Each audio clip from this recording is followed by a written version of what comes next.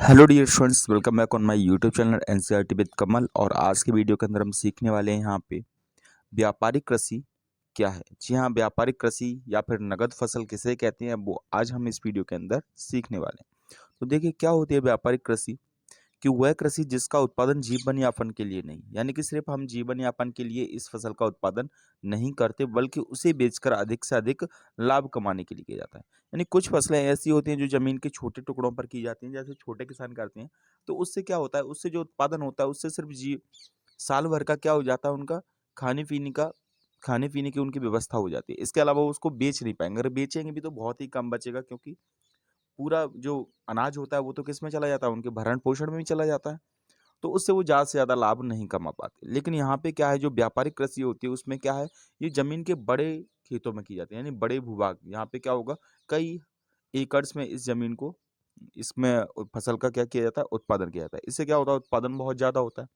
उत्पादन ज़्यादा होता है तो किसान क्या करता है, इस फसल को क्या कर देता है, बेच देता है। ठीक है, यानी खाने के काम में तो बहुत ही कम करेगा और उसको क्या कर दे, बेच देगा। और जब बेचेगा तो उससे क्या है, ज़्यादा से ज़्यादा पैसा कमाएगा। पैसा कमाने के कारण इससे क्या है, पैसा ज़्यादा कमाएगा।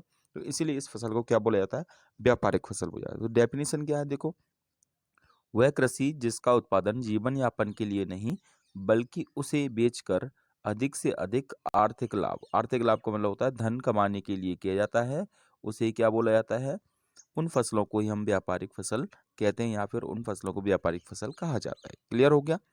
अब बात करते हैं हम आगे। ये फसल बड़े भूभाग पर उगाई जाती है। कहाँ बड़े भूभाग, मतलब बड़े बड़े खेतों में उगाई जाती है, क्योंकि उत्पादन हमको ज़्यादा चाहिए। ठीक है, इस प्रकार की फसल में अधिक उत्पादन प्राप्त करने के लिए उन्नत बीज, रासायनिक उर्वरक, कीटनाशक आदि का उपयोग। देखो, अगर हमको किसी भी जमीन से या फिर किसी भी भूभाग से ज़्यादा से ज़्यादा उत्पादन चाहिए तो हमको क्या करना पड़ेगा, उसमें अच्छी किस्म के बीज उपयोग करने पड़ेंगे। रासायनिक उर्वरक कौन से, जो मार्केट से जो खाद आता है वो इस्तेमाल करना पड़ेगा। और अगर कीटनाशक भी रखने पड़ेंगे, जैसे कभी कभी फसलों में क्या है, कीड़े वीड़े लग जाते हैं, तो उसको उससे बचाने के लिए कीटनाशकों का प्रयोग करना पड़ेगा। इससे क्या होगा, फसल का जो उत्पादन हो जाएगा वो क्या हो जाएगा, बढ़ जाएगा। और जब फसल का उत्पादन बढ़ेगा तो आर्थिक लाभ, सिंपल सी बात है, वो भी क्या होगा, बढ़ेगा। कुछ उदाहरण है यहाँ पे व्यापारिक फसल के, जैसे चाय की खेती, नील की खेती, कपास की खेती। ठीक है, तो ये क्या है, व्यापारिक फसल के उदाहरण हैं। ठीक है, अब हम बात करते हैं यहाँ पे व्यापारिक फसल की जो विशेषता है उसके बारे में। तो व्यापारिक फसल की विशेषता क्या क्या है, यह खेती बड़े भूभाग पर की जाती है, ये तो हमने पहले ही बता दिया, बड़े खेतों में की जाती है। नंबर 2 क्या है, अधिक उत्पादन प्राप्त करने के लिए उन्नत बीज, रासायनिक खाद, कीटनाशक आदि का प्रयोग किया जाता है, ये आपका सेकंड पॉइंट है।